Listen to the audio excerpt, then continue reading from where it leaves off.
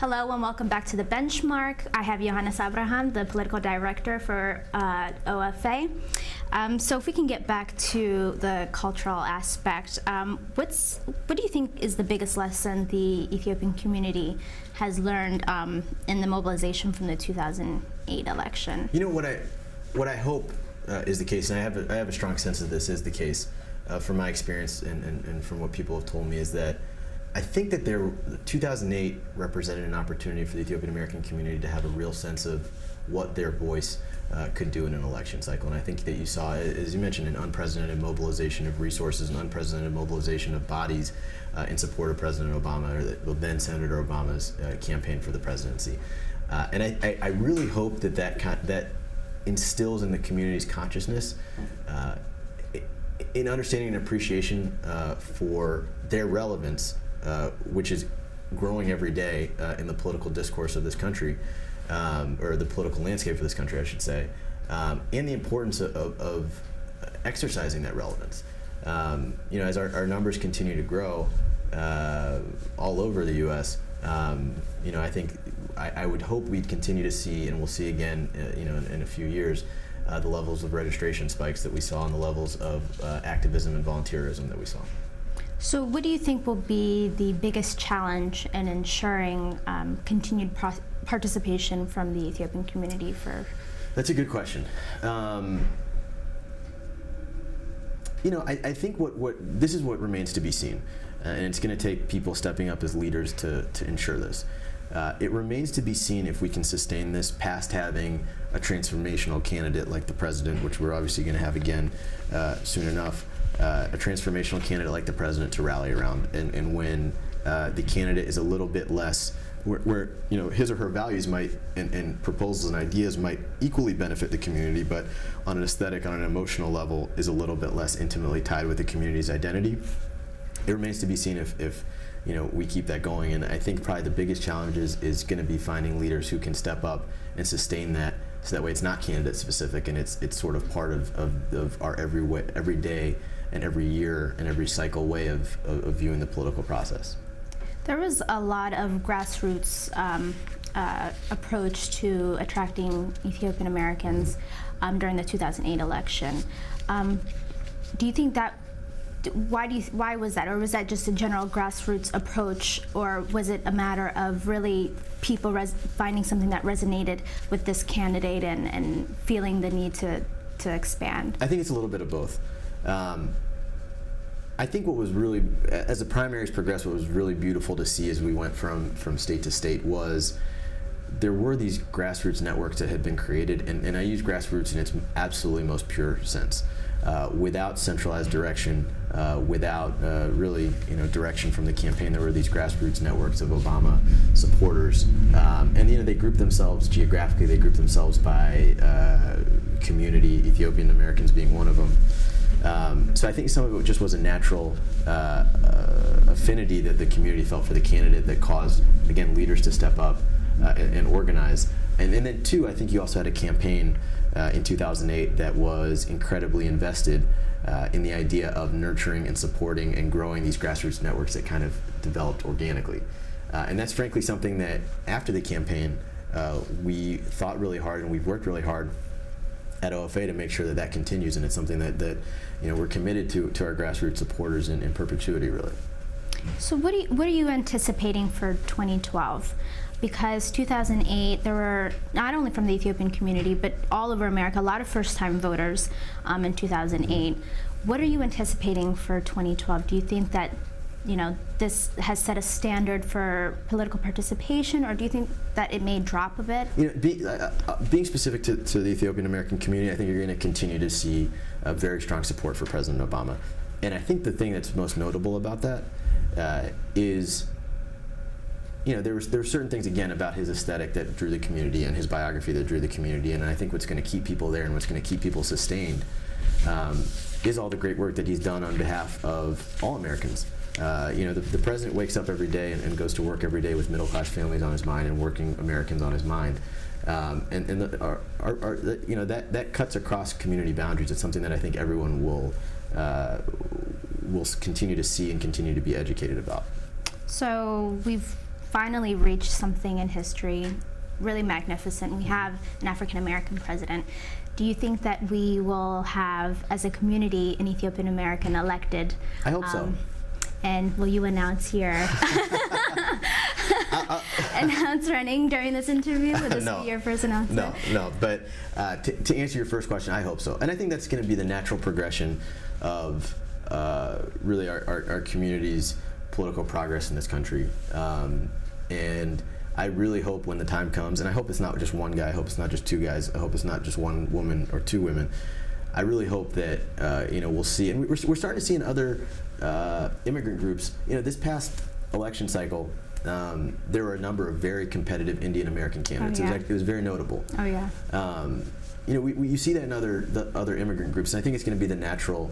We're a hardworking people. We're a people that I think now has been politically awakened in American politics in a way that we might not have been before 2008. And I think, again, the natural progression of that is going to be people stepping up to run for office. So I wholeheartedly hope that people do that.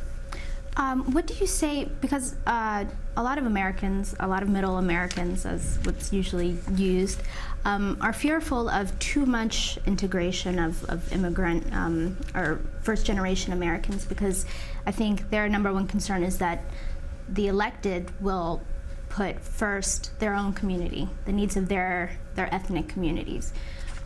What do you think, what do you say to that, about those kinds of concerns? What I would say, and I think we can harken back to President Obama's run as sort of instructive for this. But I really do think that we as a country, and look, this doesn't apply in every corner of every state in the country, but right. Broadly speaking, the American people, if someone steps forward with the right ideas and speaks to the concerns and the issues of the constituents that they're trying to win over, I think they're going to get a fair shake, and I think that extends to our community. Are there, in certain places, certain barriers and certain hurdles a candidate with a name like mine or yours might have to face? No doubt.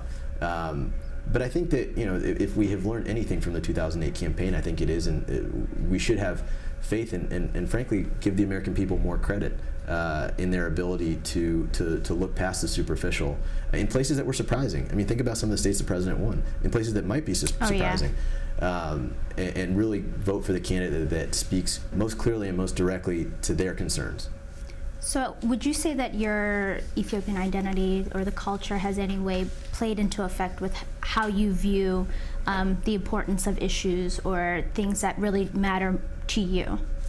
I think that's a very difficult question, because the answer is, without question, yes.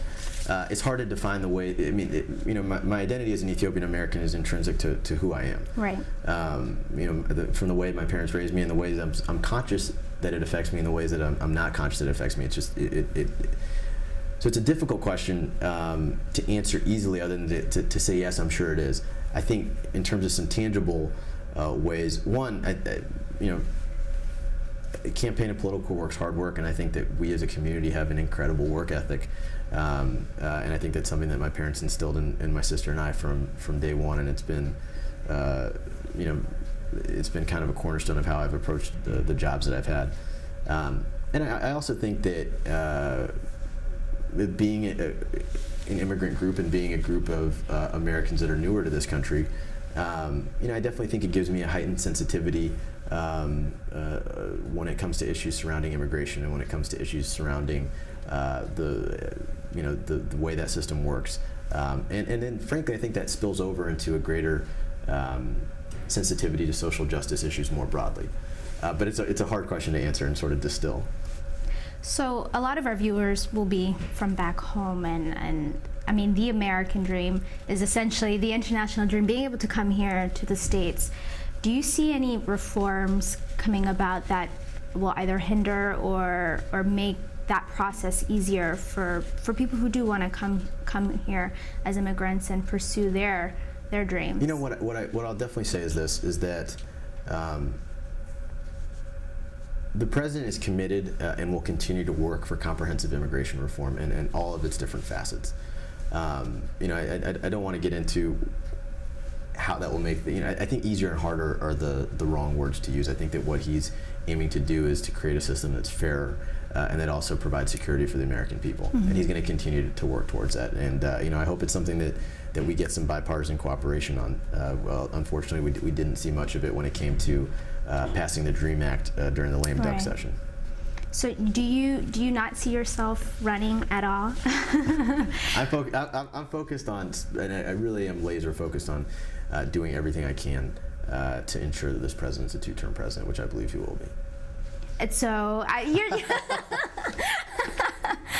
you're being a little too good at skirting around. I mean, I guess essentially, what do you see yourself doing in maybe 5, 10, 15 years? This is what I say. It's a hard question to answer, and I don't ever want to have a 5 or 10 year plan that's concrete in the sense of a fixed goal. What I know for a fact that I want to do, because I think if you had asked me that 5 years ago, it wouldn't have necessarily entailed being where I am now. Right. And I frankly couldn't. There's nowhere else I'd rather be than working for this president. So, what I'd say is I definitely am committed, not just in a 5 or 10 year span, to being involved in the public service sphere. And to be involved in the political process. I'm confident that I'll be remain involved and remain a fighter for the issues I believe in.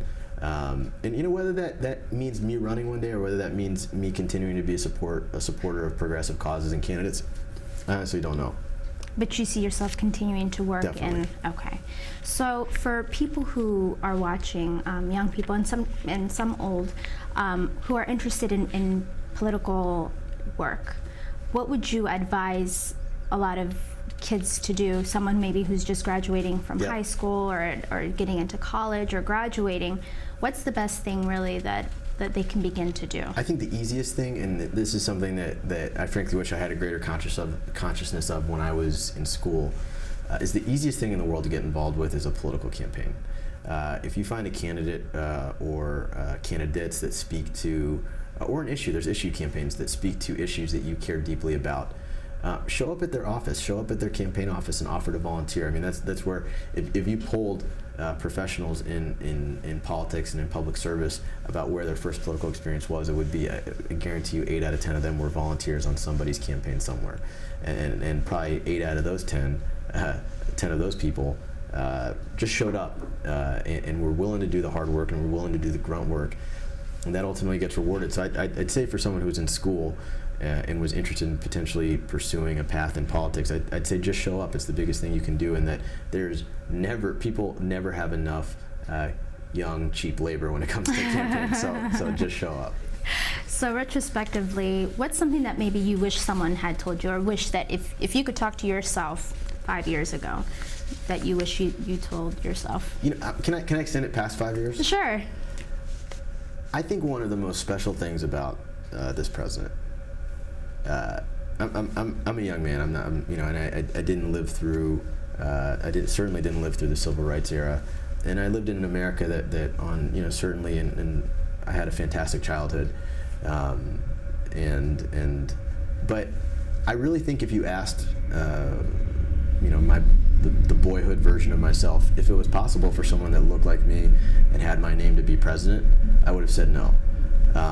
And I kind of wish, I would have loved to have known at an even younger age what the possibilities were. But I feel very grateful, to this early in my life to see exactly what those possibilities are and to see them manifested in a president like President Obama.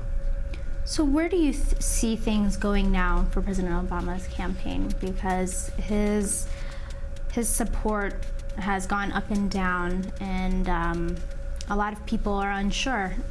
People who are unemployed, people without health care, people who may be here illegally, but they have children here, and there are these various issues. What can you say towards, I guess, in support of him? For people who are in these positions that are really compromising, and there's so much in the news where it seems like things are really getting worse, what could you say? I'd say a couple things, and just the specifics of his campaign, those are things that are going to happen later. But I think One, the president always says that good policy is good politics, and he has enacted a lot of good policy. He's passed a lot of good policy, and he's going to continue to enact a lot of good policy. And I think as the American people get more and more aware of those policies and his hand in them, I think that there's going to be just a natural positive effect there. And I think that what I would say to people who are wondering about that, look, unemployment is clearly an issue that the president, I think, wakes up every single day thinking about ways that he can combat. And I think that when you look over the body of his work as president, whether it be economic recovery or whether it frankly be the unemployment benefit extension that he passed and the middle class tax cut that he passed during the lame duck session, I think that there's going to be, and this is something that we're going to continue to talk about, there's going to be a very clear narrative that he fights for middle class families and working Americans, and that while the problems are problems that we're still going to have to fight, that he's on their side. And I think it's one of those things that the facts bear out the truth. Well, that's obvious, but the facts bear out that story incredibly well, and it's just sort of our job to continue to tell that story. It seems like the political environment between parties has become pretty hostile, and what was once more of a middle ground has become increasingly divided. What do you think should be done, or how do you think that's going to be combated? Because it seems as though, like I said, the climate has become a lot more. I'll tell you what my hope is. My hope is that now that Republicans have control of the House, that they, in good faith, will work with President Obama to actually work towards solutions for the American people. Frankly, looking at the past 2 years, I think they've been worried more about, especially on some of the legislative fights, scoring political points. I think now that they have a majority in the House, what my sincere hope is that they're going to work with the American people to actually fix the problems that we have. And I think that the president is certainly willing and well past willing, wants to work in a bipartisan fashion, both to make he always says you can disagree without being disagreeable, both to make sure that the atmosphere around our political discourse frankly takes a more elevated tone, as we heard him call for the other day, but also that we're actually working towards solutions. And I think that the challenge is on the Republicans now that they're in control of the House of Representatives to show that they're willing to govern. So to get back to you, I think it's fair to say you're a very ambitious person, and I think anytime you get into a field such as politics or anything else, you really hope that you can enter it making one contribution. What do you hope, not maybe today or tomorrow, but eventually your contribution may be?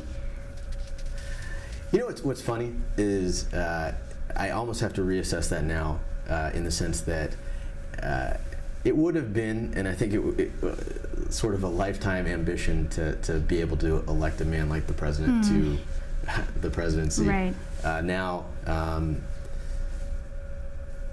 I don't know if there's a specific, there's not a specific single policy goal that is as the president put it, my North Star.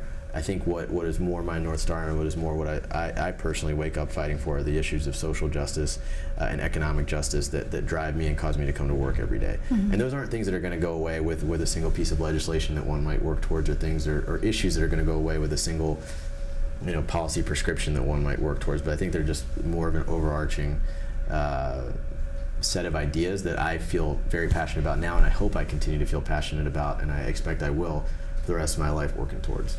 So to build on that and to conclude, what is the standard, I guess, that you've set for yourself, or the namesake of the show, the benchmark that you have put forth for yourself? I think for the rest of my life, what I am extremely committed to is working as hard as I have been on issues that I feel as strongly about, right, and on causes that I feel as strongly about. And that'll be a challenge because, again, candidacies like this that can mean so much to many communities, but frankly, it meant a lot how much this meant to our community, to me.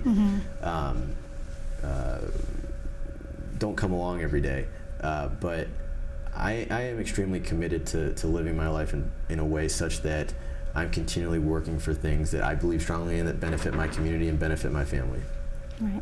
Well, thank you so much, Yohannes, for such an insightful interview. And thank you, the viewers, so much for watching The Benchmark. I'm Kallie Ejigu, and stay tuned for the next episode.